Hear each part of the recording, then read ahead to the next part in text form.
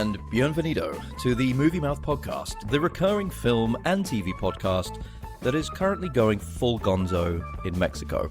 On this week's descent into the heart of movie and TV madness, we bring you some incredible new watch-at-home releases where we'll be extending you a royal invitation as we review Netflix's The Crown Season 4, Gerard Butler's new, deeply impactful, Armageddon-like Asteroid Has Fallen Amazon Prime feature Greenland, and Mel Gibson starring as old Kris Kringle himself in Fatman. Alongside these, we'll be discussing the latest film news and trailer breakdowns, and a balls-to-the-wall Sam Raimi directed 90s comic book movie that isn't based on a comic book in our recurring Video Store Corner classic film section. Coming to you presently from the tequila-soaked madness of backcountry, this is your co-host Miles, and as ever, I'm joined by my co-host. Of all the podcasts, of all the hosting providers in all the world, he dialed into mine. When I boarded the plane, he muttered to me, "When I said I would never leave you, Miles," to which I replied, "And you never will. But I've got a job to do too. Where I'm going, you can't follow. What I've got to do, you can't be any part of. I'm going to be good at being noble. But it doesn't take much to see that the problems of three people don't amount to a hill of beans in this crazy world. Someday you'll understand that." My co-host begins to cry. Now, I said, as I gently placed my hand under his chin and raised it so our eyes met. We'll always have Paris. Here's looking at you, kid. Hi, Phil. Hello there. They're getting more and more extravagant, aren't they? Oh my god, yeah. I fell in love with you a bit more then. It was the moment when I gently placed my hand under your chin, wasn't it? Yeah. In the virtual realm. I felt it. I felt it through the airwaves. In the virtual Squadcast booth. How have you been? I've been fine, yeah. Yeah. Have you? you? As good as you, living it up in Mexico. It's weird that we're both sat at bars in two different parts of the world, isn't it? As we speak. Yeah. It's we good just though. Noticed that before we came on air. Yeah, it is good. It is good. But not like at public bars, we've got to explain. We are in lockdown. Yeah, well, you are. I mean, true. Yeah. So no, it's pretty strange. But considering we are both sat up at bars as we speak, and there may be or may not be alcohol flowing, we shall see how this podcast develops. But please, dear listeners, do stick with us as the madness ensues. Please do. What have you been watching this week, Phil? What have I been watching? I have carried on with his Dark Materials on BBC. So I think it's 3 episodes in now. So yeah, enjoying that. That's really good. And then the other thing that I watched was a Netflix series called Giri Haji. And I'm not sure if you... Sorry? Bless you. Thank you. Yeah, so it's one of those coined phrase terms that they're using now on Netflix, the limited series. So it's 8 episodes. And yeah, it's set in Tokyo and across both Tokyo and London, and it's about a detective from Tokyo that has to go to London to find his brother because he's been involved with the Yakuza, and he's gone to London and he's accused of a murder in London.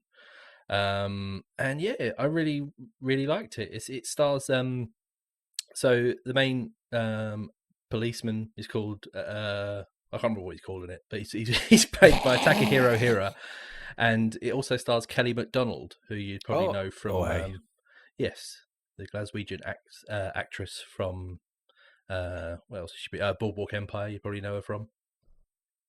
Yeah, so really good series. So I'd say that's well worth checking out if you get on Netflix. I shall. That sounds Giri Haji. Giri Haji. Giri Haji. I think it means I can't remember. It even says it on the screen when it loads up, but it's called like Honor and Shame or something like that. I think it translates as. Okay. But yeah, it's really good. 8 episodes. Reminds me of myself. Sounds good. That sounds good. We had a lot to watch for the review this week, but I got around. I had a 12-hour plane flight, so I got around to finally watching Mike Flanagan's sequel to the amazing Stanley Kubrick directed The Shining with Doctor Sleep. Oh, yeah, I've yet to see that still. Yeah, finally got around to it, and obviously Stephen King's both novels by Stephen King that have been adapted. Mm-hmm. And King was notoriously unhappy with the Kubrick version, with obviously Jack Nicholson in the role. So this kind of, from what I understand, veers closer to the text itself. It stars Ewan McGregor as Dan Torrance, who's in the movie Danny Torrance, the young kid of Jack Nicholson. Yeah. And also Rebecca Ferguson in this, who is the bad person in it, which is interesting, the kind of main villain. And she actually carries that off very well. I quite enjoyed it. It was fairly spooky, but not overly scary, but visually quite arresting. If you're interested in that film, it's quite long, about 2 hours, 2.5 hours long, or something like that. But it's perfect for a flight. But if you are interested in it, you can see it on HBO Max in the US, and I'm sure you can find it on other streaming platforms around the world. When did it come out? That it's been out for a little over a year now.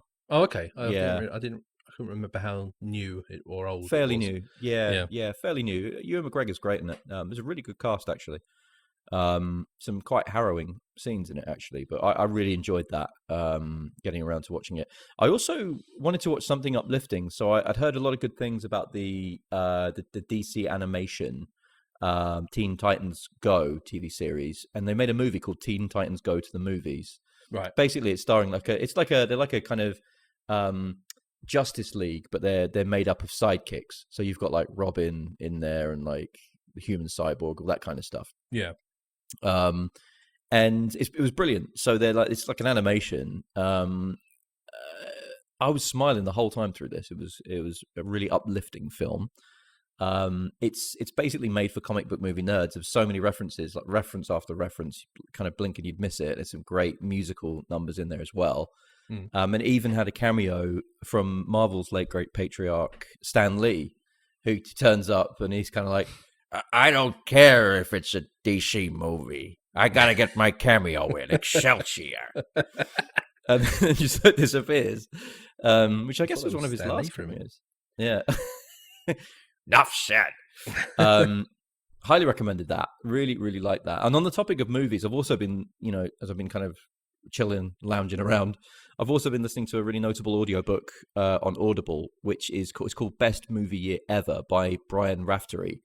And it's about the year 1999, all the incredible films that came out and the stories behind them. So if you think about 1999, you had Magnolia from Paul Thomas Anderson, you had Office Space from Mike Judge, you had Fight Club from Fincher, Sixth Sense from M. Night Shyamalan, The Blair Witch Project, Eyes Wide Shut from Kubrick, mentioning him again, and The Matrix. There was just so many amazing films, and talking about the industry and what was going on back then. Really, really good. I've actually got the book and listened to the Audible as well. Very, very good. So that was Best Movie Year Ever. That sounds good. Recommend. Yeah. You know what else came out in 1999 that I watched this week? Star Wars Episode 1: The Phantom Menace. No. I'm going to tell you. Boys Don't Cry. Deep Blue Sea. With Samuel L. Jackson. Strangely, wasn't in the list in this book. I thought it probably wouldn't be. It's a crock of shit, isn't it? It really is. I remember seeing that at the cinema with a mate of mine, and sadly, it's also one of the first DVDs I ever bought. Oh, that's pretty sad. Yeah. Yeah, terrible film. All I remember about that film is Samuel L. Jackson doing a speech, and then a shark jumps out and bites him in half mid-sentence. Yeah, mid-sentence, and then through this rips him apart. Yeah, through this really poetic speech that he's doing about getting everyone geared up about surviving. Yeah, we got to survive, people. We got to band together. And the shark just comes out, rips him in half. Nope, that's what he did. Samuel Jackson. So yeah, you know what? I'll have a Sam Jackson too. Yeah, so this week we have a specifically US politics themed listener question in light of the 2020 US presidential elections. Phil, who would you vote for? No, I'm joking. I'm kidding. We won't ever go into politics on this podcast. No. This question comes in from Donald J. Trump from Losersville, USA. And he would like to know... Hi, Miles and Phil. Stop the count. As I've been robbed of my presidential entitlement and my ego is currently on the floor, I've had almost 2 weeks away from public office, alone in the West Wing watching movies. I've noticed that in many of these quote-unquote movies, the president appeared to be selfless, patriotic, and humble people who take the responsibility of being head of state of the United States of America as a privilege and not an opportunity for self-promotion. I'm trying to learn from them to be a better president for the last 2 months I have in office. The question is, who are your favorite movie presidents in film and TV, and why? Thanks for that, Donald. Good question. Good question, Donald. Yeah. As I said, we will never go into our political leanings on this podcast. No, I mean, he did actually email in and ask, didn't he? It was great of him, really. I mean, he didn't have much else to do, I guess, other than tweeting. No. So, favorite movie and TV presidents, Phil? Do you want to start us off? Yeah. And I think that we're going to have some clashes here. Well, let's go alphabetical on surname first. Character surname. Character surname. Okay, so we're going to have President Tom Beck. Can you name the film? I cannot. It is. So it's Morgan Freeman in Deep Impact. Really? He's a terrible president. No, he's good. He's a terrible president. He's Morgan Freeman. He's Morgan Freeman, but he's still a terrible president. Think about it. The asteroid fucking hits. Well, They failed to blow it up. Yeah, they couldn't do anything about it. They couldn't do anything. They failed to blow it up. Yeah. And they don't save all of humanity. And that's I mean, it. Also, isn't he trying to quash Tia Leone's story about something at the beginning? And he like invites her to the White House, and he gets all creepy and like muscly about it all. Oh, I don't remember. And she was going to uncover an affair or something. She thought it was an affair, right. And she thought she had the big scoop. And then it turned out it was actually a meteor that was going to impact with her. It's going to kill the world. See, you just chose this because it's Morgan Freeman, didn't you? Yeah. I love Morgan Freeman. So do I. Terrible film, though. Another one I saw at the cinema. Probably also came out in 1999. I was worried you were going to say in Gerard Butler's Angel Has Fallen, because he's in that as well as the president. He is in that, yeah, I know. No, I didn't. Not in that one. So why? Because it's Morgan Freeman. That's it. Okay. Yeah. I thought you had something interesting to say. No, I think he would make a good president if he was really a president. Okay. He'd get his point across with a soothing, loving tone. Well, he does in the movie. He tells everyone they're about to die, and then everyone freaks out. Yeah, and everyone's like, "Oh, it's all right," because it's Morgan Freeman told us. I don't agree with that one. I don't agree with that at all. But I disagree. My next one is one that you will probably disagree with as well. It's James Dale, President James Dale. I had this on my list. I definitely don't disagree. I love this president. So this is Jack Nicholson in Tim Burton's bizarre trading card and bubblegum adaptation, Mars Attacks. Yeah. Where the Martians basically invade, clearly from the title of the movie. And he's kind of witless and aggressive and like uber machismo, isn't he? Yeah, he's just a nutcase. He has the immortal line, after like trying to basically blow them all up, and then he tries to kind of beg, for his life and for everything, and he comes back. Why can't we make our differences work? Why can't we just work things out? Little people, why can't we all just get along? And they're like, yeah. No. Brilliant. Love him. He's got 2 roles in that film as well. Bizarrely. Yeah. Remember, he does. He's that like casino guy as well. Yeah. Odd film. Love it though. Go on. I mean, we're going to both end on the same one, aren't we? We are, yeah. I can tell already. Yeah. So the next one for me is President James Marshall, who, of course, is Harrison Ford in Air Force One, the ass-kicking president, and loving father, family man, all-round nice guy. Yeah. Just wants to watch a game of him. He just wants to watch the game, doesn't he? On his plane. On his plane. Chill out. Game on the Plane. That's what they should have called the film. Gary Oldman fucks it all up. Yeah, he does. I mean, notable for the scene when he kicks Gary Oldman off the plane. Yeah, brilliant. And says, "Get off my plane." Yeah, brilliant. Because it is literally his plane. I'll tell you what, though, terrible CGI when that plane, when Air Force One lands on water. Really it doesn't bad. look great. But it looks like old, that film. It looks like Flight Simulator 96. That's what they did it in. What year was that? I'm going to look it up. What? I'm going to say 1999. It wasn't in 99. It was 97. 97 was my next choice. Yeah. Get off my plane. Good president, though. Bloody good president. My next one is from TV. Oh, okay. President. I don't have any more on my list. President. I know the next one that you're going to say that's not in TV. So I'm going to spoil your. Oh, really? Yeah. Oh, you think you do? Okay. Yeah. Okay. David Palmer. President David Palmer. Who is that? Was, of course, Dennis Haysbert in the TV series 24, starring Kiefer Sutherland. Okay. I remember he was running on the day of the presidential primary before every episode in the first season, and then obviously finally became president. And it was weird because this was peak George W. Bush. Right. It was a Fox show, but he was a Democratic president. He was amazing. Obviously African American as well, so it was kind of playing to the right audience. And it was like the most idealistic TV president ever. I guess apart from President Bartlett in The West Wing, which also gets an honorable mention. Obviously, neither of us have really dedicated much time to watching that yet. No. But the main reason why David Palmer was awesome is because he was like the only president, pretty much the only character in the whole show that actually trusted Jack Bauer to get the job done. Like whatever it was like, no, Jack won't let me down. It was brilliant. and then they killed him off, and it was really weird how they killed him off. It was just such a weird.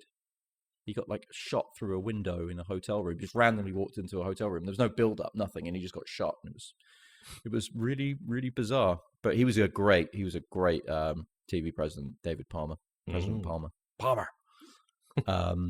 Well, have you run out? You haven't got any more? No, I've got another one, but I know that 100% it's on the list. Let's finish on that one then. I think I know who it is because there's no way that we're going to do a list of US presidents in films and you're not going to mention this. So I'm just going to let you do it. No, you should do it. All right. You do it. So we're going to talk about president. Should we do it at the same time? Ready? You ready? Ready, yeah. President Thomas J. Whitmore. So we didn't see each other's list. We had no idea, but we knew that we were going to. 100%. I knew you were going to have it straight away. So this is Bill Pullman in Independence Day. Oh yes, the Emmerich and Devlin disaster piece. Yeah, and great. And ever since I've known you, the reason that listeners that I knew that Miles was going to have him in this list is that ever since I've known Miles, he's been able to recite the entire Bill Pullman President Whitmore speech in its entirety on demand whenever I fancy being pepped up about anything. And I've actually done it on this podcast. You have actually, yeah. So I'm not going to do it again. I'm going to save it for another day. Yeah. But what I am going to do is read a scene from read a line from a deleted scene that's on the DVD. Okay. He says, which for me just reinforces it because, obviously you've seen it. Not only does he give that amazing speech, "We will not go quietly into the night. We're going to live on. And from henceforth, Independence Day will be celebrated as an international day, not just a U.S. holiday." Anyway, but there's a scene. He got carried away. There's a scene where, by the way, he also gets in a fighter plane and then whoops E.T.'s ass as well. Yeah, that's amazing. Yeah. I mean, amazing. That's the president. Yeah. But he has a deleted scene, and in this quote he says, "It's a fine line between standing behind a principle and hiding behind one. You can tolerate a little compromise if you're actually managing to get something accomplished." Wow. Tom J. Whitmore. What a president. I would actually vote for Bill Pullman if he ran for president. They had Ronald Reagan. Why not? They had fucking Donald Trump. Why not? Why not Bill Pullman? Why not Bill Pullman? Just get Bill Pullman in there. Yeah, he'd sort it all out. He'd be and brilliant. every time he did a speech, he'd just do the same speech. Yeah, that's all you'd need. It could be about anything. It could be about like funding for like hospitals or something. Yeah, or raising tax or whatever. And everyone would be like, "Great, raise them, raise them." It's fine. Just I'm all keep right speaking into that megaphone that's aimed at a radio receiver on the front of a Humvee, and everything will be all right. So, Donald, thank you very much for that question. That was a really exciting one, and good luck with your retirement. So let's jump into the news. Phil, do you want to get us started off with some of your latest movie and TV news? Yeah. So I read about a new Ryan Reynolds film, which is being made for Netflix, called The Adam Project. And the news item I saw was about Mark Ruffalo and Catherine Keener joining the cast. And so, but the film itself, I don't know, have you heard about this, The Adam Project? No. So it sounds really cool. So it says that it centers on Adam Reed, age 13, as he continues to grieve the sudden death of his father a year earlier, when one night he walks into his garage to find a wounded pilot hiding in there. The mysterious pilot, who is Ryan Reynolds, turns out to be the older version of himself from the future, where time travel is in its infancy. Yeah, and then it says he's risked everything to come back in time on a secret mission, and together they embark on an adventure, blah, blah, blah. But his father is going to be played by Mark Ruffalo, and the bad person in this is going to be played by Catherine Keener. So yeah, that sounds pretty cool. I think cool. It could be interesting. So yeah, that's it sounds like a cross between Big and Forever Young with Mel Gibson. Remember that? Yeah, where he's a pilot. Love that film. Yeah. So it could be interesting. I don't mind a bit of time travel in films. So that was the first one I had, and then this one was just a quick one. So it's just about an update, because I think it was announced last year or last summer, potentially. I think that Chris Hemsworth. I know what you did last summer. Chris Hemsworth is going to be playing Hulk Hogan in the Hulkamania biopic. And yeah, it's just a bit of an update. Oh yeah, you better believe it, brother. With my pythons. When Hulkamania is coming down. So Chris Hemsworth's going to play Hulk Hogan, and apparently he's getting properly ripped for it. Well, he's always probably ripped. Yeah, he is. But apparently he's getting even now. More. Is he gonna just spray himself red? Because Hulk Hogan, as far as I remember, was always just red. He wasn't so tan. Red he and was shiny, shiny all the time. That's baby oil. Baby oil. Yeah. I mean, so this is going to be about his sort of his rise to stardom and superstardom in the 80s and 90s. Yeah. So it'll be interesting to see. And again, I'm not into wrestling now, but I loved it when I was a kid in the 90s, and sort of that whole era of like 80s, early Warrior, 90s. Jake the Snake, and all those classic, wrestlers. And so it's going to be interesting, because it's meant to, it's meant to be featuring matches against like Andre the Giant and Randy Savage and Roddy Piper. So it could be really interesting to see how they do all that. And I think it's the same team behind Joker that are doing this. Mm-hmm. So Todd Phillips and Scott Silver. Mm-hmm. So yeah, is he directing it, Todd Phillips? I believe so. Yes. Scott Silver's directing. Okay. And yeah, so no, sorry, Todd Phillips is directing, and Scott Silver is co-writing the script. Okay. Yeah. So it could be. I'm quite excited about that, actually. It sounds pretty good. Scott Silver also wrote The Fighter with Wahlberg and Christian Bale, which was an excellent film. Brilliant film, yeah. David O. Russell. And 8 Mile. So he's kind of nailed on, really. He's got the in the ring things going on there, hasn't he? Yeah, he's got the right ingredients, for sure. That sounds great. And love Chris Hemsworth as well. I think he's an excellent actor.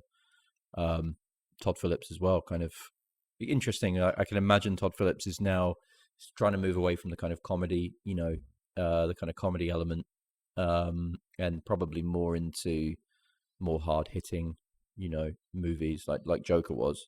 Yeah. So I think that could be a good thing for sure. Certainly interested in that one. Mm. Great. Anything else from you? No, that's it from me. Well, I say. For me, I picked up on three news items coming out of Warner Brothers. Right. We announced last week that Warner Brothers were looking at moving Wonder Woman 1984 to a home streaming platform, which has now been confirmed. So Wonder Woman 1984 will be released back to back in cinemas, I think from December 14th, and also then streaming from December 25th at Right. home. So it will have a limited release in cinemas, but very, very unlikely that many places are going to be open to actually show it. Yeah. Although I did read that France has just, even though they're still in some form of formal lockdown, they've just opened up retail and cinemas. So Oh, right. there is, some hope that we'll be able to see some things in cinemas soon. And some other news as well, coming very kind of hot on the heels of this, is the Godzilla versus Kong movie. So if you remember, Warner Brothers kind of rebooted Godzilla and King Kong. They had Godzilla King of the Monsters. They had the Godzilla movie as well, and then they also had King Kong, Kong Skull Island, with Tom Hiddleston. They've been lining this up for a while, trying to get a kind of shared cinematic universe, a bit like Marvel do, for Godzilla and King Kong, which to me I don't think really has the legs of something like a Marvel kind of cinematic universe. But in this case, Godzilla versus Kong, that was funded and produced by Legendary Pictures, it owns around 75% of the budget for that movie. Netflix have basically asked whether they can acquire it from Legendary Pictures, who have said yes, we would like to. Warner Brothers, who have 25% of an investment in it, have said no, because obviously Warner Brothers want to put it on their HBO Max platform. Yeah. So it's at a bit of a tug of war at the moment. Either way, it looks like it's likely to be coming out on some form of streaming platform by at least May next year. Warner Brothers actually also told Vanity Fair that Godzilla vs. Kong would be released in theaters as scheduled in May 2021. So we'll see. I feel like they're just playing hardball on that one. Mm. And then another final piece of news, and this was around Johnny Depp, obviously at the center of a very nasty and public court battle with the Sun newspaper in the UK and his ex-wife, the actress Amber Heard. He, of course, lost that domestic violence case, and has subsequently been asked to leave the Harry Potter prequel series, Fantastic Beasts. So he has left that begrudgingly, from the sound of things. I think he still feels hard done by. But he's been replaced, and this is great news for fans of the Hannibal TV series and the James Bond Casino Royale movie, by Mads Mikkelsen, who will be stepping into the role of Grindelwald in the Fantastic Beasts 3 movie opposite Eddie Redmayne, and that is set to come out in July 2022. So I think a great actor. I like Mads Mikkelsen. I really like Mads Mikkelsen, yeah. Funny enough, one of the trailers we're going to talk about in a minute features Mads Mikkelsen. Let's talk about that now. Okay. What do you got for us? So, the trailer for a film called Chaos Walking. Finally. Which is coming out on 22nd of January. Yep. And this is directed by Doug Liman, who was the producer for The Bourne Identity and Edge of Tomorrow. The director as well. He was the director too, was he? Oh, okay, yep. Yeah. And this is starring Daisy Ridley, who we know from the new Star Wars franchise, Tom Holland from Spider-Man and other things, and Mads Mikkelsen. And it looks like a really interesting concept. So it's set in a dystopian future where there's no women on Earth. or on whatever world they're on, and all living creatures can hear each other's thoughts in a sort of stream of images and words and sounds, which they call noise. Hopefully, I'll be long dead by then. I know, it's terrifying, isn't it, as a concept? What am I thinking right now? Go on. That you're going to have another beer in a minute. Very close. Very close. I'm not going to tell you.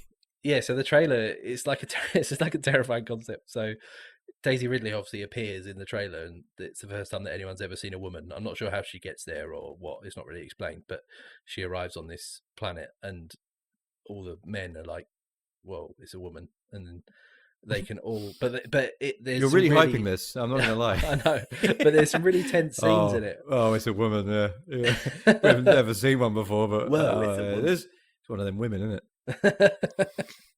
But it looks good. It looks really tense, and there's some some really cool like awkward moments, and where they're trying to stay down and hide from someone, but obviously if your thoughts could be heard and seen in the form of images and noises, and he's trying to like suppress his thoughts, like, fuck, I need to hide, I don't want to get caught, like it's really good. So it looks like it could be really interesting. I'm going to pee my pants. I'm going to pee my pants any second. Myself. Oh no, the woman heard. I thought this looked great as well. I thought it looked really good. Yeah.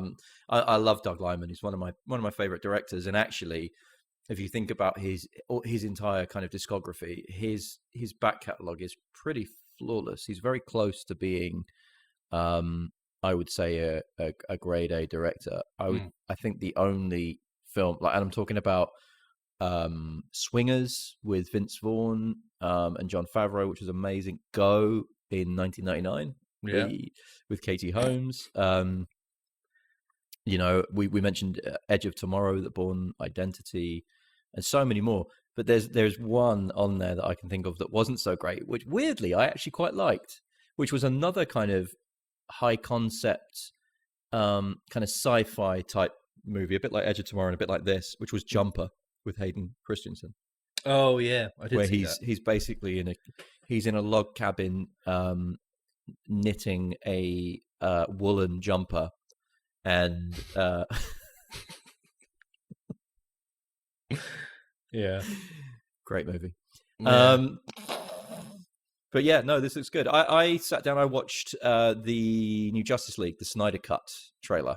Mm-hmm. So this, of course, is the kind of what word could you use for this? The kind of exhumation of the original footage that that Zack Snyder filmed, obviously before he departed the project for personal reasons, and Joss Whedon came in and finished the movie.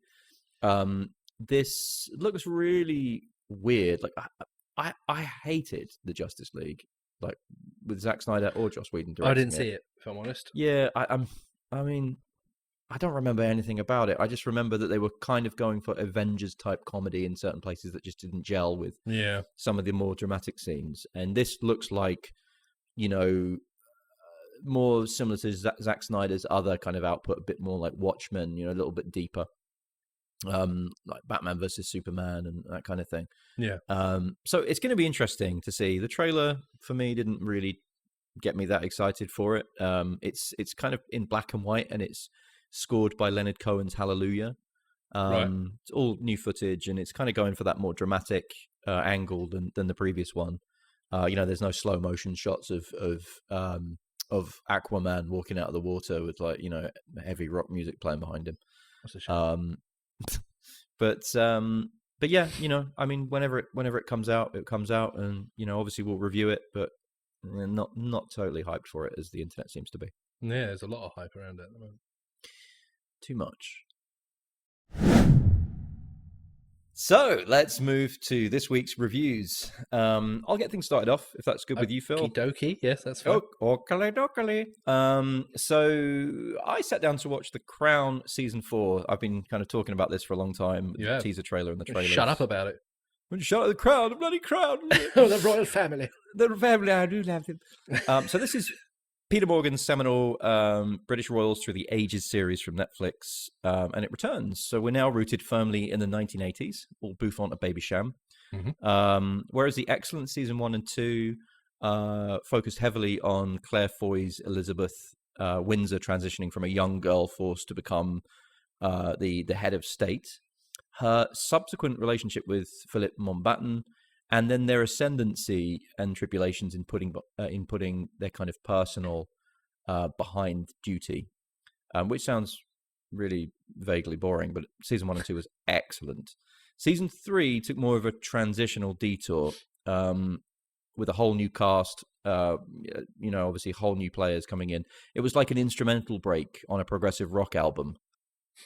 New styles and themes, but you just knew once you made it through the long drawn-out minutes of introspection, melancholy, and artistic self-indulgence that another one of the band's greatest hits was about to start. The #1 smash, top of the singles chart, certified platinum hit called Charles and Diana. And that time has come with The Crown Season 4. The first 2 seasons focus so heavily on the swimming pool blue eyes of Claire Foy's Elizabeth. The second, and in the second series, obviously, she kind of grew into a colder version of that character. It was hard to spend season 3 in the company of a now almost vacant, unempathetic, and faux smiling behind shark brown eyes QE2 with Olivia Colman stepping into the role.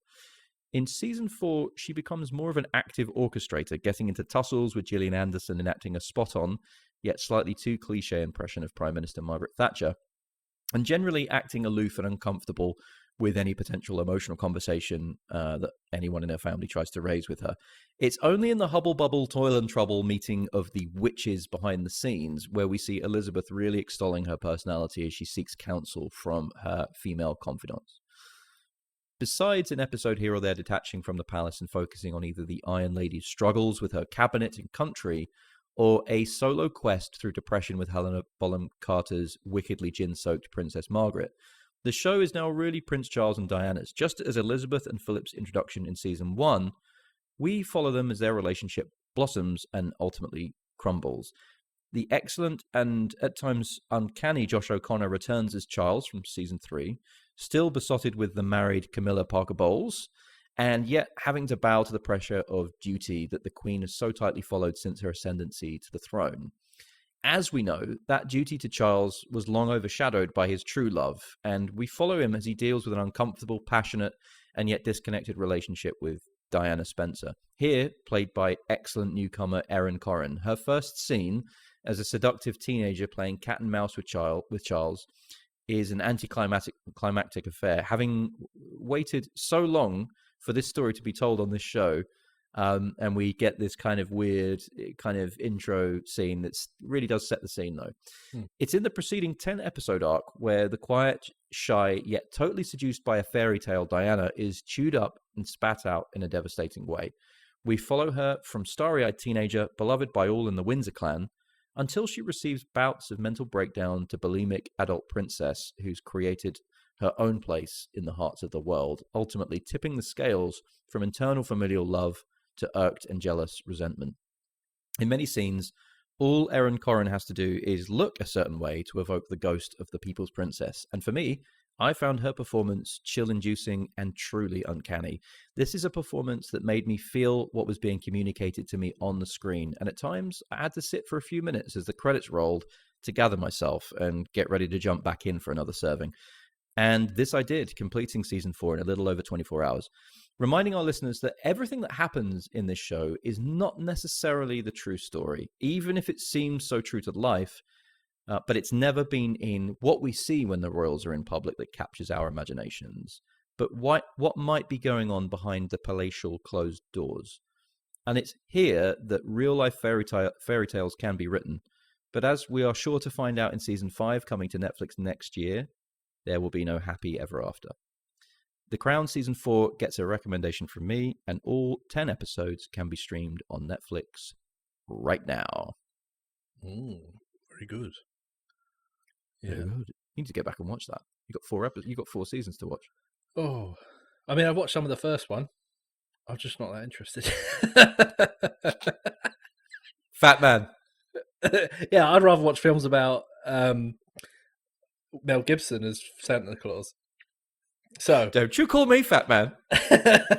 so, yes, ho bloody ho, Miles. Another Christmas film for me to review.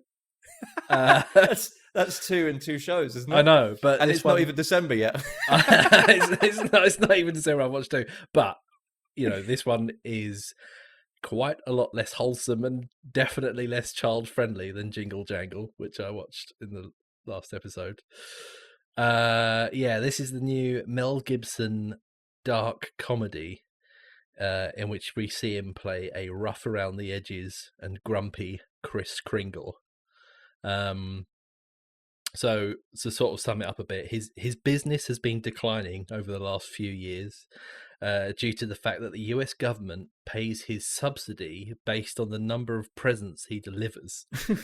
So now, in Chris's view, kids are basically much more naughty these days than they used to be. So he gives out a lot more coal than he gives out presents, which affects his subsidy money. So he needs more money. So this forces him into the difficult decision of having to take, this is insane, having to take a contract from the US military to have his massively efficient workforce of elves build cockpit parts for fighter jets. Hang on, did I just have a brain aneurysm and then come back to life and Nope. you finish that sentence? No, because that's that the was story. That was random thing I did not expect you to say. So, and then to topple this off, to make it more complicated, there's a disgruntled and spoilt brat of a 12-year-old who, it has to be said, is played to perfection by Chance Hurstfield. And he's hired an assassin to kill Chris after he receives a lump of coal in his stocking. Well, I guess Chris was kind of right about kids not being exactly absolute bastards these days. Yeah. So he hires an assassin. He hires an assassin. Him. He does. So if you haven't guessed from that brief overview that I've just given, it's not your regular Santa film. It does, however, do a good job of putting Santa Claus into like a real world situation, because he's not that sort of like, jolly, mystical magic person. He's just like this really hard-working guy that like delivers presents every year, and he like his workshop's on like his farm, and he drives like an old like Ford truck. Love it. Blue-collar Christmas, yeah. they call this. And I've not seen anything like that before, so it's actually quite a cool. It's believable. You believe sort of, yeah. But there's loads of like there's other stuff that I'll go into in a bit. So the problem with it is, story-wise, it's just a bit sterile, and it just sort of plods along with no great impact. It's basically a film about the assassin, which I'll go into in a minute, just hunting down him and answering phone calls from the annoying little kid, and things come to a head at the end. So it's a bit predictable in that way. But there are some pretty funny moments though. I liked especially the scene. There's a scene in the toy factory where, because the military contract had taken over, so the military have sort of like surrounded Santa's home, and they sort of guard it, and because his location is a highly guarded secret. He's got like a PO box that he has to go to, because otherwise people will be trying to get sending Santa letters. Yeah, he's sending Christmas wishes. They take over his like facility, because he's got this like underground like workshop where all the elves work. Are there actual elves in there? Well, they're not like, they are elves. They wear pointy shoes with bells on. And they are short, but they're not like they're just pale. They're like pale people that wear boiler suits. They all sort of look weird, relatively normal. But there's this great scene where like the military have taken it over, and the captain that's like they're leading the operation is like sitting down and they're sort of sharing the canteen with the elves, but the canteen, like all the food in like the canteen is all just like cakes and sweets and and just sugar, and they're literally like Yeah. pouring sugar over their Candy food. canes And on like the main guy's pancakes. like eating like a cake, and while he's doing it, instead of putting like, you know, as you'd put salt and pepper on your dinner or whatever, he's like literally pouring like jelly beans onto it, like to sort of sweeten it up even more. While the military look on in like bewilderment, telling them they need some vegetables. They might look a bit less pale if they eat some vegetables. So it's really odd. It's like this really weird, like, anyway. So yeah, performance wise, all of the cast I think does a really good job. It's a great cast. Mel Gibson's good in the lead.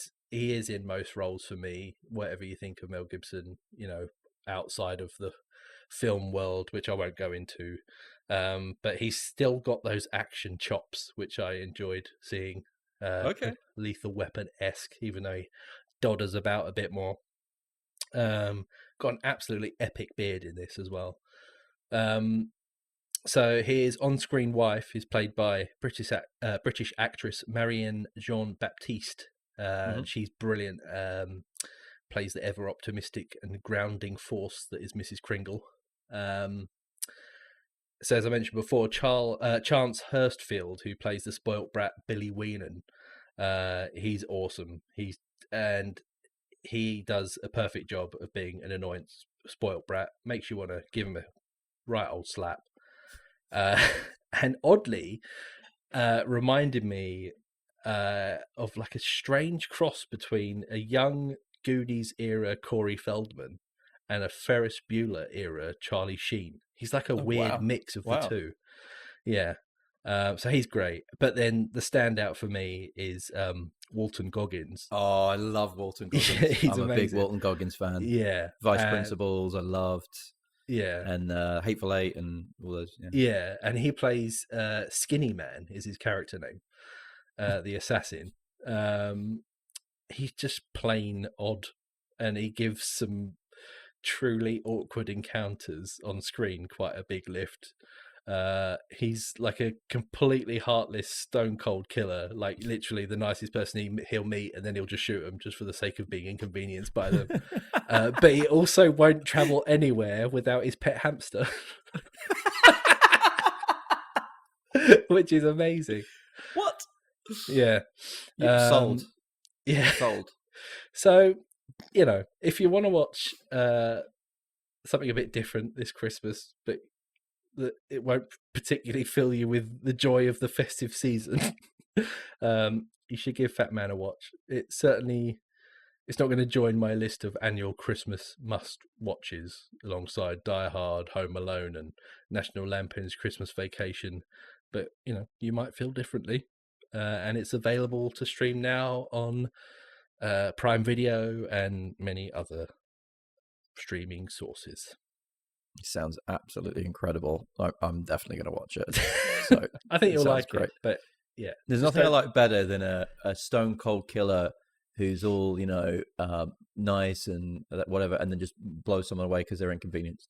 Yeah, that is for me. That's comedy for me. That level of dark comedy, I absolutely love it. yeah, that dry humor. then you'll love it. Yeah, it reminds me actually of the Johnny Depp character in Once Upon a Time in Mexico. Yeah, Robert Rodriguez movie when he's eating the pork. And he has that speech, and he says, "You know, this pork is so delicious that I'm going to walk into the back of the restaurant, go straight into the galley kitchen, and I'm going to blow the chef away just to balance things out." You know, and the camera follows him, and he goes in, just fucking blows the chef away and walks off. Yeah, that kind of thing. I love that. Yeah, well, you should watch it then. Cool. So our final review this week is for Greenland. The Gerard Butler starring movie, which reteams him with his Angel Has Fallen director, Rick Romanois. And for this end, it's basically a disaster movie. It's basically, we talked about Deep Impact earlier. It's essentially Deep Impact without the tidal wave. Without the tidal wave, and in this case, it follows a family who are living in the US. With Gerard Butler as the father, Monica Baccarin as the mother, and then also their young son, who also, strangely enough, was the young Danny Torrance in flashback scenes in Doctor Sleep that I watched. It was really weird seeing two films with the same young kid in. So this basically follows to this family. They get an update to their phone saying that they have been selected for refuge in one of the presidential bunkers. And due to the fact that Gerard Butler is some kind of architect, and I guess they're going to plan to rebuild the world once this comet hits the planet. At first, they think this comet's going to pass by, and then they see all these military planes leaving, flying off in a certain direction, and then they see these comets start to strike, and a huge comet hits Tampa in Florida, leveling the city. And really, things kick on from there, and I'm not going to go into any more spoilers beyond that. That really happens in the first 10 minutes of the film. For its budget, I thought it looked great. It had a fairly decent script, if a little bit predictable in places.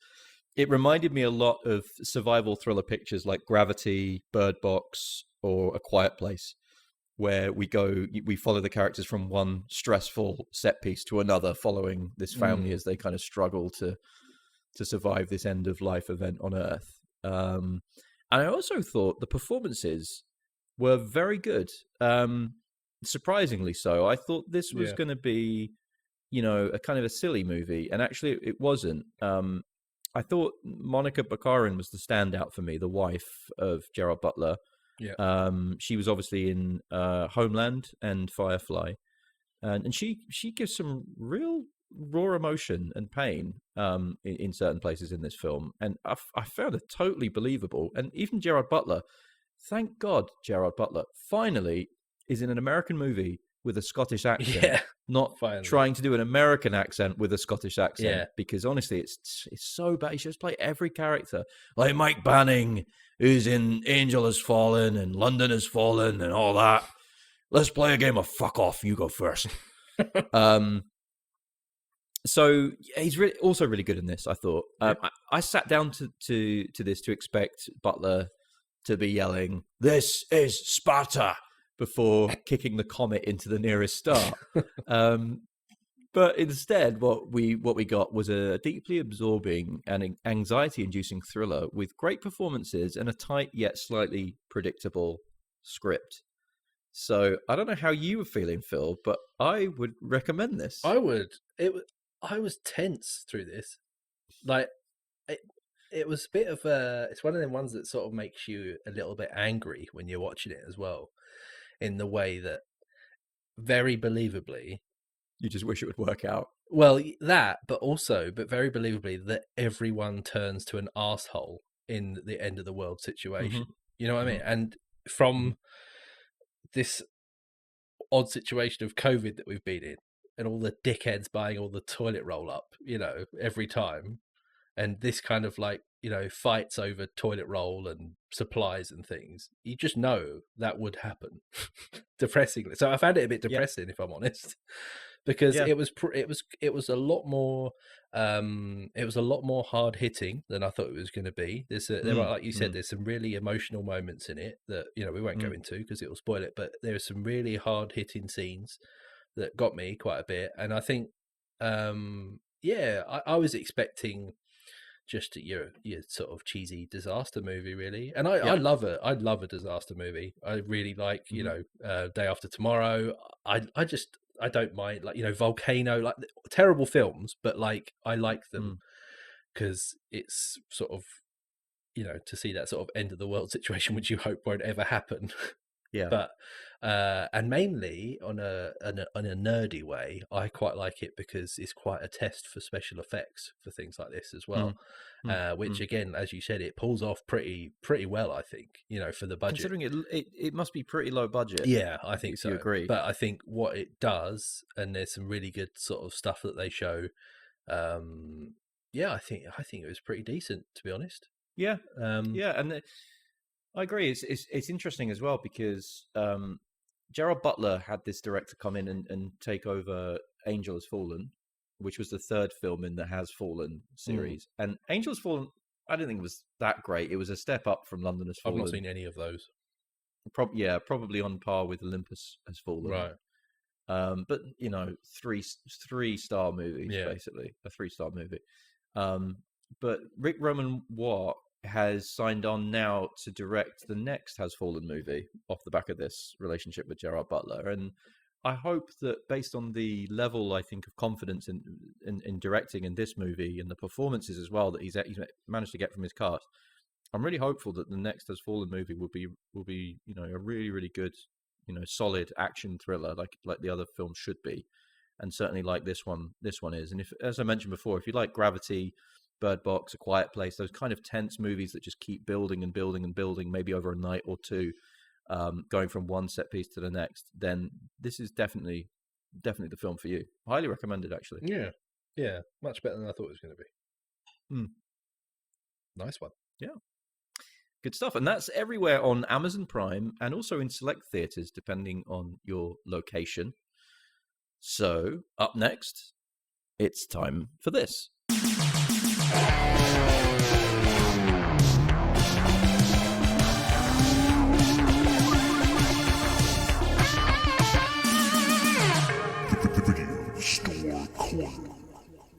Welcome to Video Store Corner. Phil.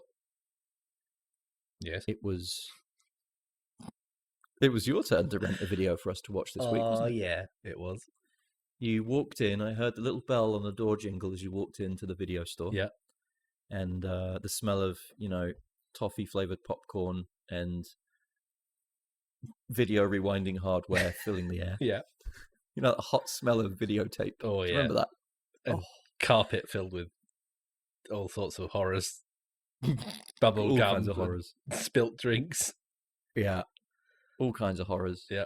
So you walked in, I watched you peruse the aisle for what felt like 2 weeks since our last podcast. Yeah. And this week, you picked a movie that neither of us had seen. No. Care to tell? I'd seen about 10 listeners? minutes of it before. Why is it with you and seeing 10 minutes of every film you've ever watched? It's just like these films that I just see bits of on TV and think, oh no, I'll turn that off. I'll watch a little bit, but no, I'll turn it off because I want to watch it at another point. Yeah. I don't know. For me, I've either seen something and seen it obsessively, or I've never seen it. Right, yeah. So I've got because I would have watched in my youth. I'd have watched things over and over and over and over and over again. So, care to tell our listeners what masterpiece we watched this week? This week, we watched the 1990 classic, absolute stone cold classic, Darkman. So let me go into this a little bit. So it stars Liam Neeson as Peyton Westlake. Good character name there. And he is a scientist who is brutally attacked, disfigured, and left for dead by a ruthless mobster. By Ruth and Liv. A ruthless mobster. Played by Robert Durant. Not played by Robert Durant, that's the character name. Played by Larry Drake. Larry Drake. He's very method. He just walks around disfiguring people with his cigar blade. Yeah.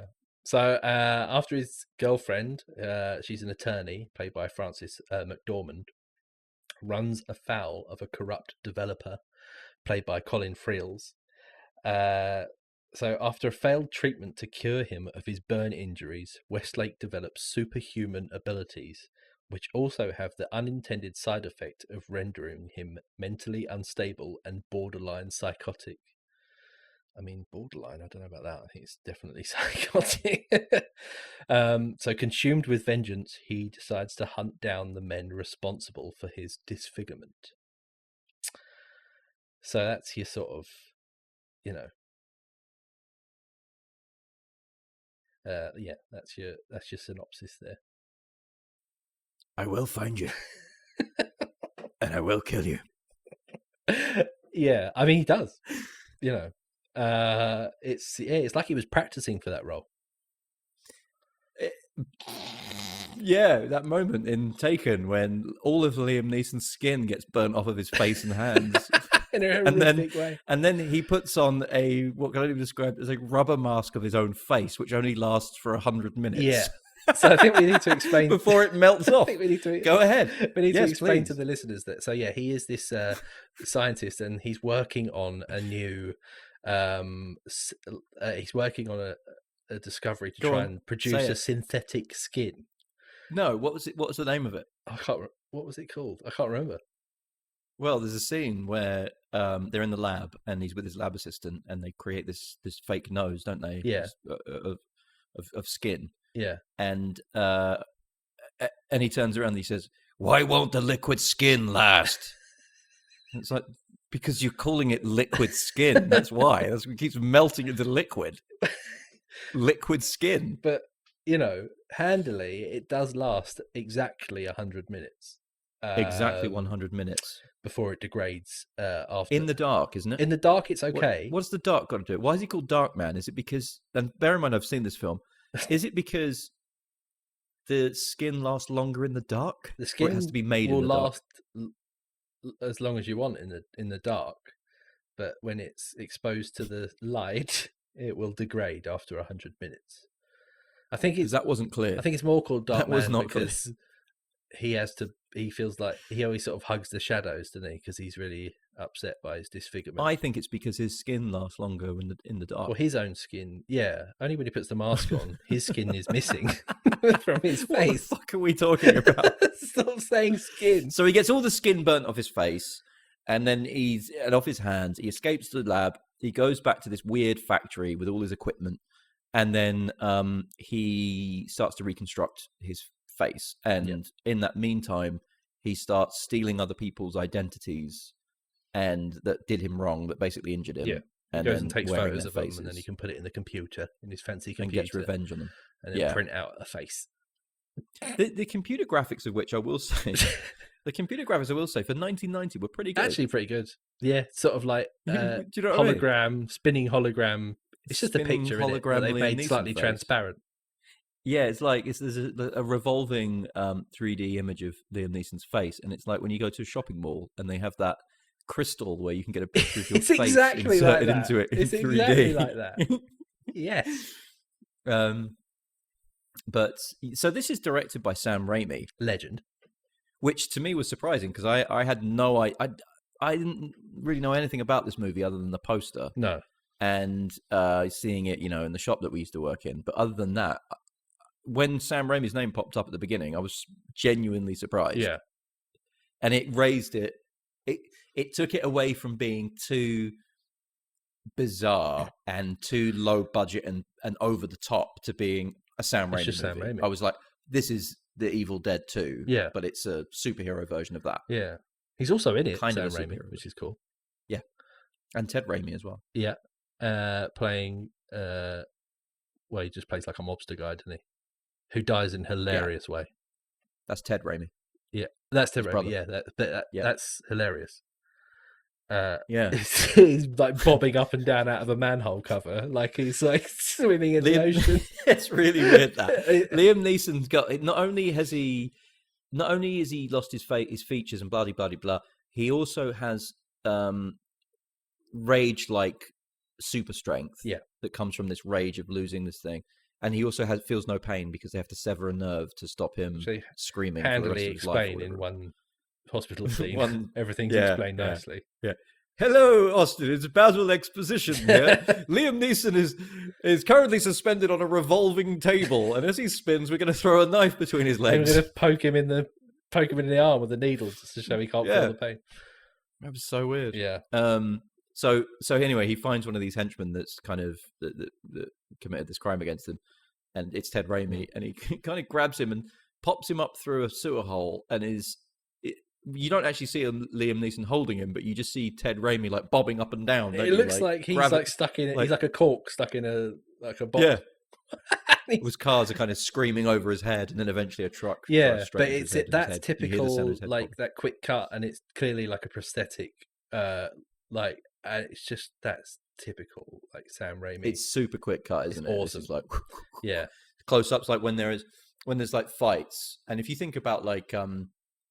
if you think about like Raimi movies, think about like eyeballs flying across the room, and you see the close up of the eyeball like spinning in as the it air. flies Yeah, through the yeah, hair. yeah. Exactly. So when he starts having fist fights with some of the bad guys, you see like the camera will literally cut to the fist moving through the Yeah. air before it hits the guy in the That's face. what You know, makes like a it close-up comic of that. book style, I think. It does, but it's also super Raimi. And I love it. I I thought, love that. That's why I love yeah. Evil Dead so much. If it was honestly like I saw that intro scene, and beyond the intro scene, which The intro scene. let me just the intro So scene is good. incredible. So there's basically there's a meeting of two rival kind of mobsters in a warehouse in LA, and there's this random dude with a massive camel coat on the phone talking to someone. And I can't remember what he said. He said something hilarious. That was the first 30 seconds of the movie. Well, he says something like, him, tell him to go fuck himself. Him, tell him to go fuck himself as well. It's like really weird. Yeah, and it's like really weird. And it's like over the top, isn't it? So over the top. And so the other bad guys turn up, and they have this massive kind of scene in this warehouse where the deal goes wrong. And they take all the weapons off this one group, and they kind of stood there, and one guy just randomly knocks on his leg, and it makes a hollow noise, and he goes, "What the fuck is that?" And he's like, "It's a wooden leg," and the guy's like, the other guy's like, "Did I ever tell you I once had a girlfriend with a wooden leg?" "No, you didn't." "Yeah, I broke it off." So, laughed out loud to that. I did. I did too. I did too, because it's just randomly inappropriate and not relevant in this scene at all.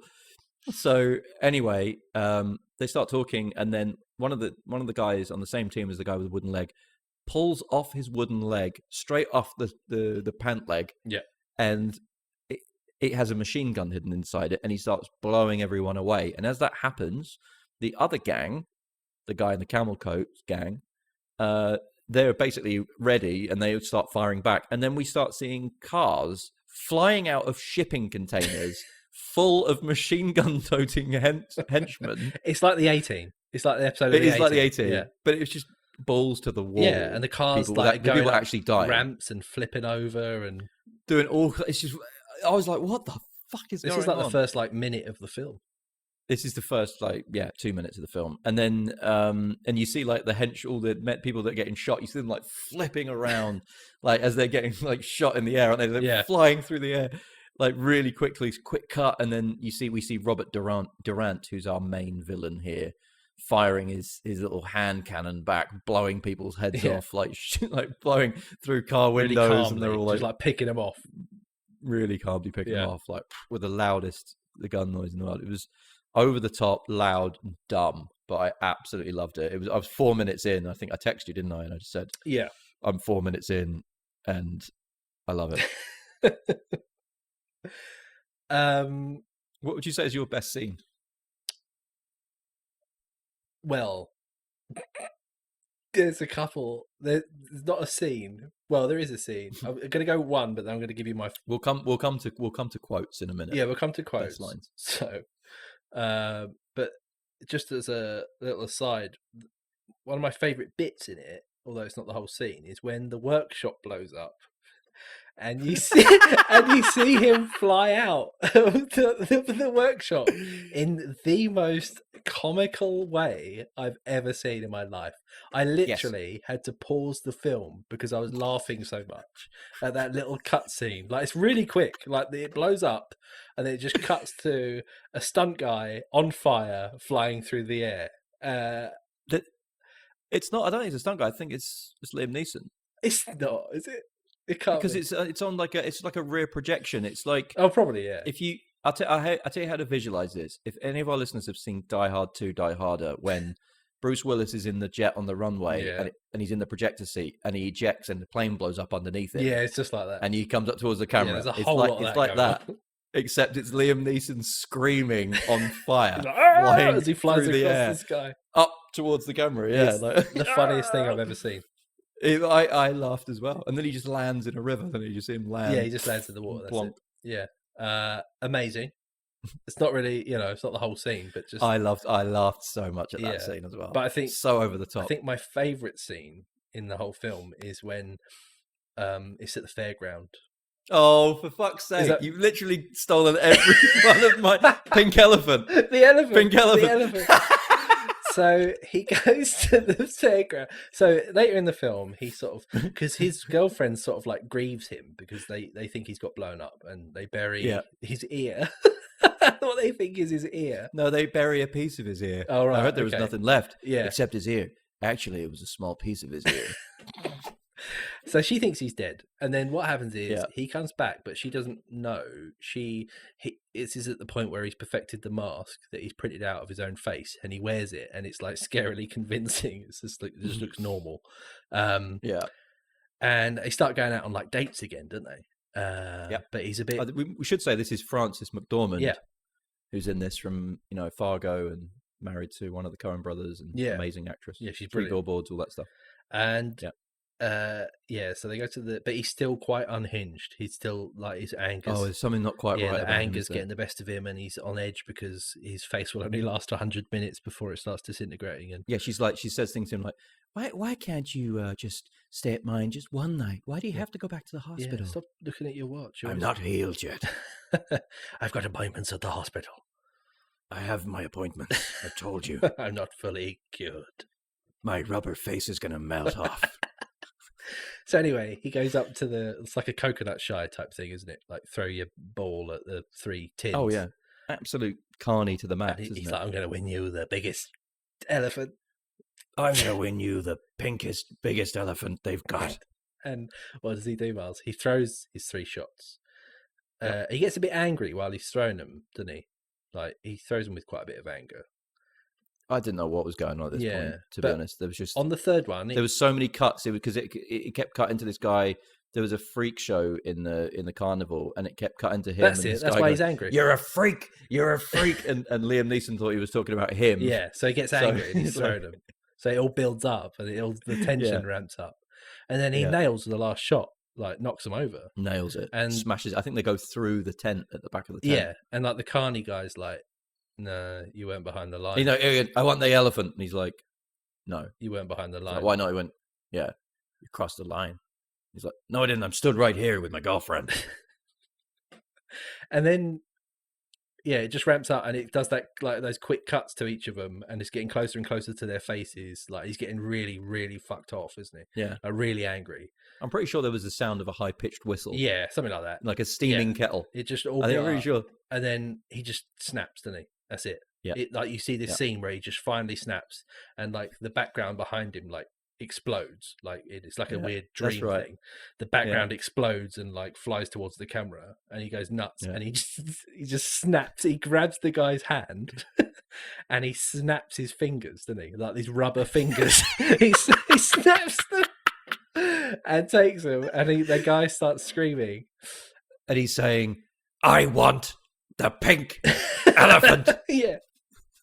And then probably the best line in the film, Miles. What happens, Miles? The guy gives him the elephant, and he holds it out to Frances McDormand. She's like, just leave it. And she's like, no, just leave it. I want to go home. And he says, take the fucking elephant. With the most venom like you could ever say those words in. Take the fucking elephant. It's like so snaps it. It's just like, oh my God, I lost it at that point. It was amazing. Me too. That actually, you've actually nailed my favorite line in the movie. Yeah. Done. I've just got in caps on my iPad, take the fucking elephant. Yeah. Take the fucking elephant. It was amazing. I mean, is there any other lines that I liked? I quite like, there's a Robert Durant, like Larry Drake line where he says, tell us where to find the Belisarius memorandum, and we shall disappear like a nightmare before the breaking day. Brilliant. Robert Durant was brilliant in this, wasn't he? Yeah, he's I loved an it. asshole. Yeah. He is an arsehole. A proper arsehole. Gets his comeuppance, though. He does get big his time, comeuppance. big time. I thought he'd survived, actually. Well, that's the twist, isn't it, Miles? That is the twist. Yeah, after the That is the amazing twist. helicopter chase that happens. And I tell you what, so it's a good point to mention that. So this movie, it seems pretty low budget and weird. It's clearly going for something akin to Tim Burton's Batman, which was a year before. Yeah, I think that's Um, what it was sort of aimed at. a lot of steaming drains and that kind of thing, Yeah. and kind of weird neons and comic book stylings and all that kind of thing. And obviously, I think Universal wanted to keep up with Warner Brothers. They also brought in Danny Elfman to do the score, Yeah, which like he was for Batman as well. Yep. But really the rest of it is quite dark, like Batman is. It has that kind of dark, element with the scenes with, in particular, with Jack Nicholson walking around in Batman as Joker. Yeah. That it's more kind of similar to that, isn't it? It's got that kind of vibe going on, even though it has a lot of balls to the wall madness in it. Yeah, it is that kind of thing. It's exactly that kind of film, that kind of filmography. It's like there's those things where he's like muttering to himself and he just says random stuff like, quadrants, extrapolate. He's just like saying really weird, like scientific lines. Just for the sake of it. There's that scene, extrapolate. Extrapolate. There's that scene where he's just like, I can't remember what he's doing. I think he's like, his hand, like a bandage falls off his hand or something. He's trying to use his hand and he's like, they took my hand. They took my hand. They took my fucking hand. They took my hand. And you're like, I'm supposed to be like following this guy as the hero, but he's mental. He's nuts. He's absolutely nuts. Particularly like he starts throwing a drain pipe at a cat at one point. Yeah, and he also asks the cat if he should be wearing a silly hat, and he puts that like cone on his head and he starts dancing around, going, "Maybe I should be wearing a silly hat." La la la la la, like running round, which was also amazing. Oh my god. That's so true. But then there's this amazing like A-level blockbuster helicopter chase through downtown LA. Yeah, it was good. Through the financial district of LA. And he's basically hanging on Liam Neeson's hanging on the bottom of Robert Durant's helicopter, isn't he, on like a steel cable, like a wire, and like flying around the city, and genuinely amazing, like production, amazing values stunt on that stunt. Stunt, I thought that at the time. I was like, that guy has got some balls of steel, hanging from that helicopter that is flying around like between the buildings. Yeah, between skyscrapers. Yeah, it was a great stunt. Yeah, it was really good. Yeah, couldn't agree more. And also there was a lot of the camera following him, not only through rear projection, green screen stuff, but also the camera would be a kind of first person viewpoint, and you'd see there was a scene where it dips down and they're trying to like drag him into traffic, basically into oncoming traffic, hanging off the bottom of this helicopter, and the camera's like lifting up and going over the cars and down and over them and that kind of thing. Yeah. And it was Raimi's audition for Spider-Man. Yeah, actually, you're right. Because it was basically, he was obviously trialing things that 9 years later, he obviously got the Spider-Man gig. Yeah. And that whole scene for me, I was like, okay, this is amazing, but I'm not actually surprised because it's Raimi. No. And he went and but it was also mixed with the perfect like Raimi like comedy though. Like those scenes where he gets lowered onto the car, he does like Fred Flintstone, like feet running across the roof of the car where he's like lowered onto it. Do you know what I mean? What? Did it actually make that noise? Yeah, it was like a stupid noise while his feet are like flailing on top of the car, and he gets like thrown into a building, like into a meeting room in a skyscraper, and he's like, "Oh, excuse me," while he gets like dragged back out again. That was actually very Spider-Man. That was actually very Spider-Man when you think about those. But there wasn't in the Spider-Man film. It's weird within that 9-year gap of directing this, releasing this, and then I guess 99, 2000, he started to direct the first Spider-Man film with Tobey Maguire, that he completely nullified that kind of over-the-top balls to the wall Raiminess, in that first Spider-Man, and it didn't actually surface until the Doc Ock scene, the surgery scene in Spider-Man 2, which is just that incredible scene where he's getting surgery done on him and the tentacles come alive, and they attack everybody in the room, and they're like, you see them flying through the air and grabs that guy in the face, and the woman's. That's very Raimi, but other than that, he kind of reined it in for those things. And this is, if you're a fan of Raimi, if you're a fan of kind of slightly balls to the wall films, like The Evil Dead and over the top over the top movies, then Yeah, this definitely could be a film for you, couldn't it? absolutely. Yeah, as I said, it's typical Raimi. It's the Army of Darkness, Evil Dead. It's awesome. I know exactly what you're thinking right now. You want to get into some trivia, Yeah, don't you? I was gonna. I love. Go on I then. love the trivia. You do love a bit of Do you trivia. want the trivia? Please, So yes, please. here's some good stuff, right? Bill Paxton was almost cast as Peyton Westlake. So that's Liam Neeson's character. And according to Paxton, he told his friend Liam Neeson about the audition. When Neeson got the role, Paxton was so angry he didn't speak to Neeson for months. Wow. Yeah. So Sam Raimi wanted Bruce Campbell, who we know and love from The Evil Dead, Of course. to play the lead role. He usually cameos in Raimi stuff. Did he cameo in He this? cameoed right at the end.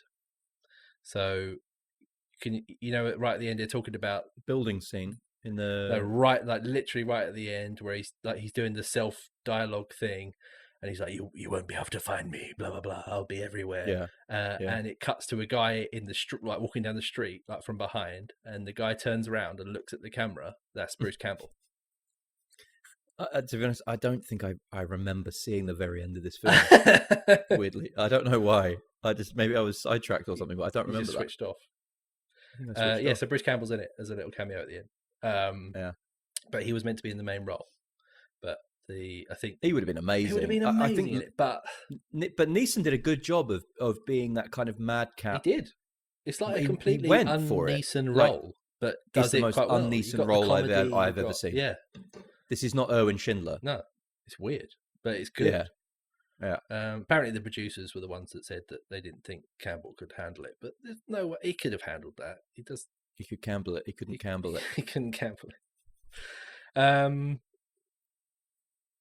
Yeah. So you talk about Batman because he couldn't secure the rights to Batman and another thing called the Shadow that Sam Raimi wrote like this character for it. And he basically created his own superhero, super-ish but he sort of based it around dark... Hunchback of Notre Dame and the Phantom of the Opera and the Elephant Man. He mixed them all and made Darkman.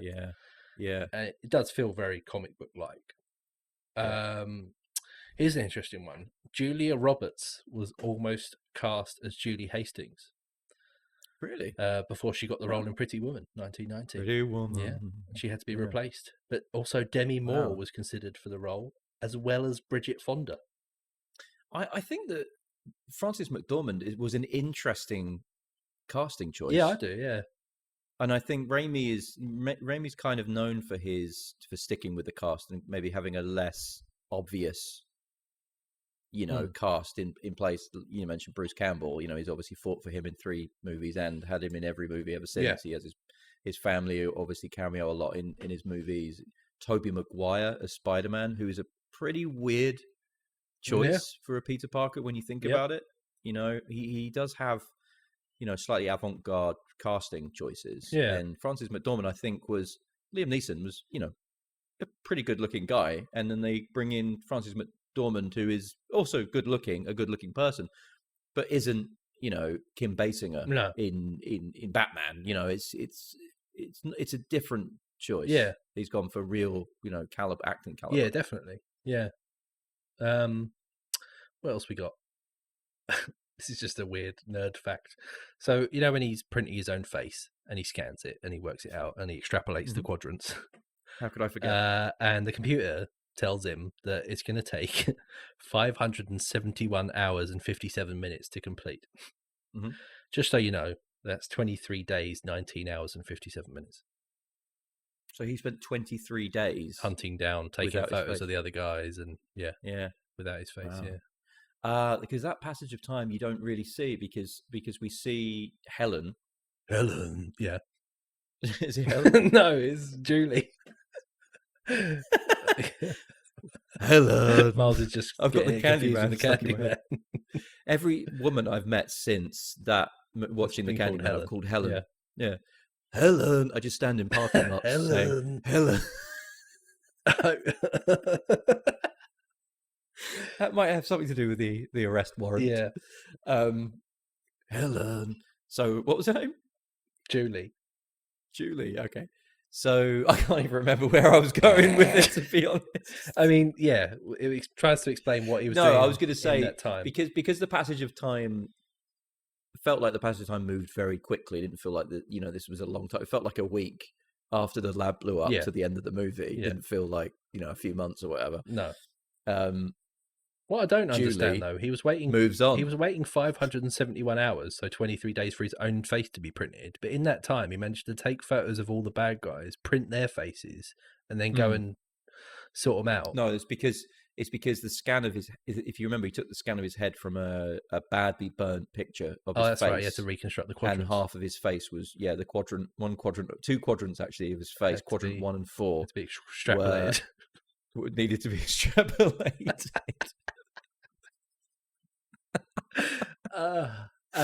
So that extrapolation took 23 extra days. time. Yeah. So, okay. Yeah. Fair enough. Helen. Not Helen. Julie.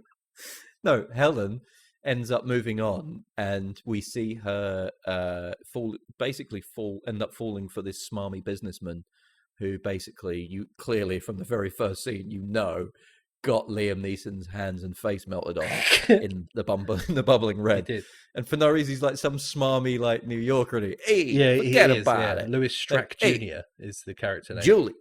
Julie, forget about it. Just come and dance with me. They say the only thing to help you get over grief is to have a dance.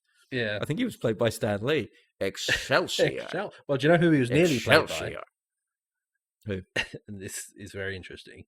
He could have been played by either Richard Dreyfuss or James Caan, but they both turned down the role. Either would have been brilliant. Yeah, they could have done that. Easy. I mean, great. I don't know. Richard Dreyfuss seems too kind, though, for that. He creeps me out a bit. Dreyfuss. Because do you remember when he was in that Poseidon movie, the remake of the Poseidon movie, the Wolfgang Peterson remake? I liked it. Poseidon, yeah. And he had disaster movie. He had a weird diamond stud in his ear. Oh, he did. Remember, he was like 70. Don't trust him. I don't. It was like an English Premier League footballer would have a diamond stud, but this guy was like 70 and overweight with a weird tan. It just creeped me out a bit. Well, don't judge, Miles. Okay, couple more facts. Just 2 more facts. Okay, so uncredited writers in this include Joel and Ethan Coen. Interesting. Yeah. Apparently they did some like rewrites of the script that they weren't credited for. That's weird because I mentioned them earlier. You did? Because didn't you say one of them's married to Frances McDormand? Yeah. Helen. Yeah. Helen. And then the last one. So this is just, again, it's a nerd fact. But among Durant's henchmen, Skip Dan Hicks, the one with the machine gun hidden inside his wooden leg, Skip Dan Hicks. He's the only one who survives. His fate remains unknown. That's true. Though there is a deleted scene where Darkman kills him with his own prosthetic leg. Which I would have loved to have seen anyway. Why is it a deleted scene? I know. Put it back in, Sam. Don't you love it at the beginning where he grabs his... Do you reckon he makes him eat it? I hope so.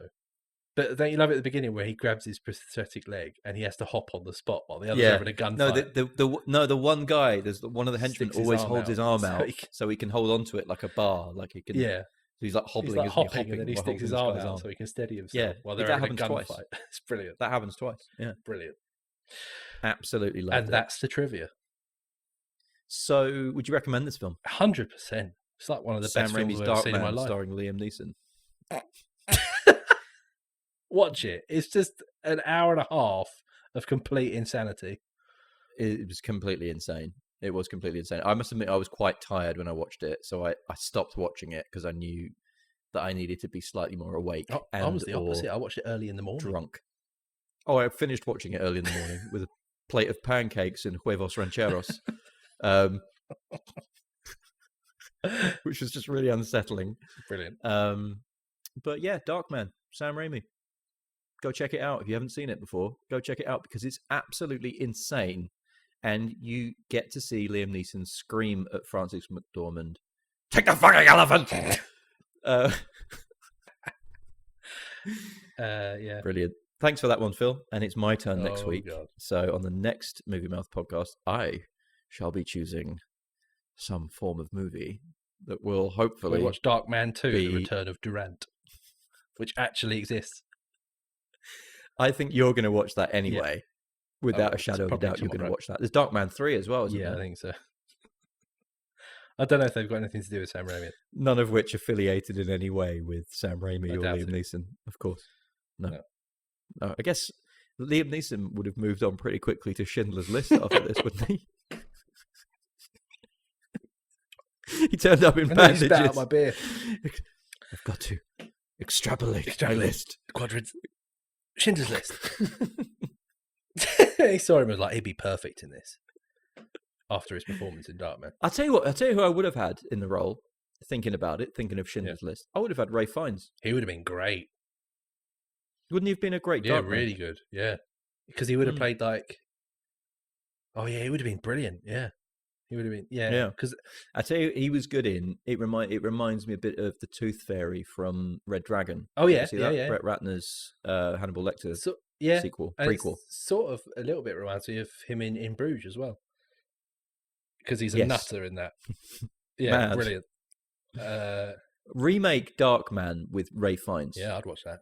And have Liam Neeson as Durant cutting people's fingers off. One other thing I got to say about that is that Durant walks around with one of those cigar cutters and he's just cutting off random people's fingers. And in one scene we see a silken lined tray of random fingers that he's collected. He pulls it out and he stuffs them, women's doesn't he? fingers. He does taxidermy on the fingers. Taxidermy. He loves I read fingers, again. I read a bit of trivia. I read a bit of trivia on that, and apparently Sam Raimi wanted like the bad guy to have like a weird like thing. Like a trademark that he had. So it's the finger in the box, man. Like Dolph Lundgren in Universal Soldier, and he's got the necklace of ears. They can't hear you. Yeah. For those of you that can't see what just happened, I lifted up my necklace as if I had a necklace full of ears, human ears on it. Okay, so join us on the next Movie Mouth podcast for a slice of movie and TV related fun. But before then, please follow our Facebook and Instagram accounts at Movie Mouth Podcast and hit subscribe. And or give us a nice 5-star review on your podcast player of choice. Phil? Yes. There's just one last thing to say, isn't there? Take the fucking elephant!